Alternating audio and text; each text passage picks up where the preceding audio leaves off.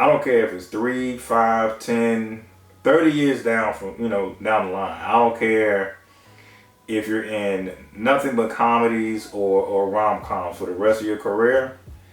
That image of this actress smiling and all that creepy shit, that will be forever burned into my brain.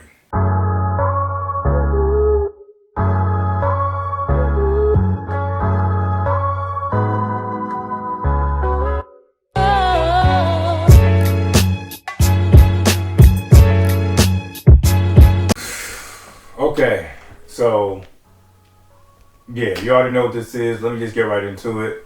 I just saw Smile earlier this evening, and damn it, man, let me tell you, I loved it. This is a psychological horror film, and yeah, my opinion, I'll never look at Smiles the same, especially if if we're being honest, you definitely came across a few people when they smiled.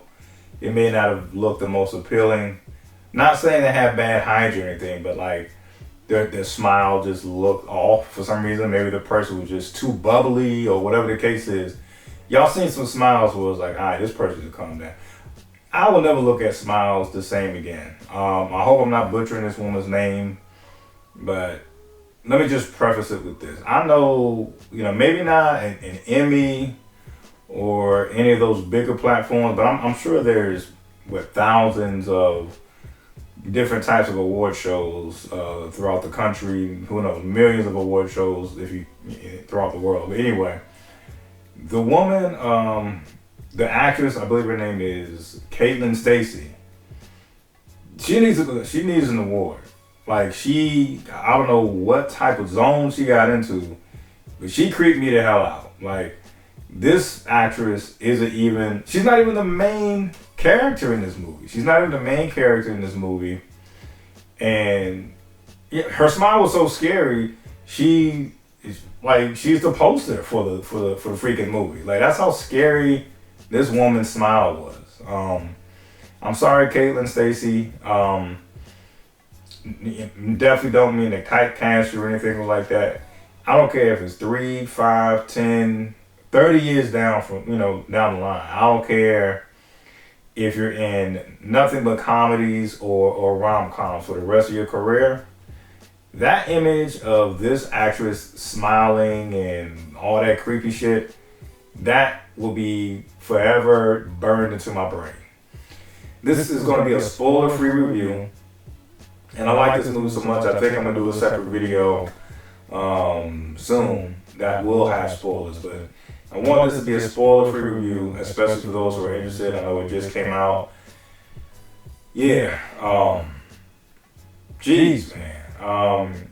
Okay, so what I love about the movie is I do feel like it definitely attempted to be original in a sense, in a formal sense. Like, for example, the whole smile thing, that's clearly the main concepts of this movie. I like the originality of it. And for those who, I'm going to just give I'm not reading from the IMDb or anything, just my personal opinion or description of the movie. It's simply about our main character. She she witnesses something extremely tragic, and because of this, she finds herself in like this, chain curse, and like I said, like the whole smile thing, I thought that was original. I know the creators of the movie Truth or Dare that came out a few years ago. I know they tried to do something similar with the whole smile thing, but I don't know if it was too much CGI or what, but something about it looked stupid. It had it was too over the top. The smiles and all that type of stuff in this one is way creepier. It's something that you can take in a much more serious fashion. So let me start with that. So I definitely like that whole thing, but I do feel like it's repetitive only in this sense. It's repetitive in the sense that you know, highlight The Ring or The Grudge. Hell, even Fallen in a roundabout way. You get caught up in this curse of some sort, some form of fashion, and now you just gotta try to find a way to get out of it. Hell, even Final Destination, like those type of movies where you find yourself in this circle of cursed ways or whatever the case is, and you just gotta find your way out of it. That's what our main character is fighting against. I do feel like it's good enough to where we could get a sequel out of it. And there are plenty of jump scares. I do feel like the majority of the jump scares are done right. I'm personally not a fan of the jump scare if it's just used in the wrong way too much. For example, you got all this build up and silence, and then the jump scare is just, I don't know, someone knocking on the door or something like that.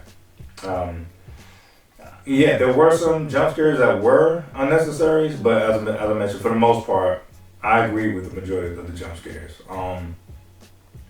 But just the whole idea is still creepy in itself.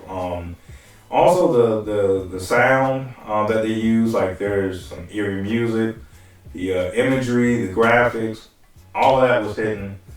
And I repeat, especially like the music. It was like some bass lines, just like some creepy drums. The build up to it was just crazy. And there are definitely a lot of key actors in this movie. For example, we have Joseph T. Usher, Rob Morgan, Cal Penn. Those are the main ones that come to mind.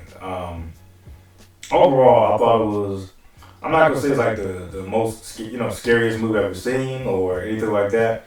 But for 2022, I feel like for this year alone, 2022, you can say top 5 so far. I know we're only tail end of September, about to go into October. But nah, this is up there. This was definitely a really good movie. Once again, a psychological horror film.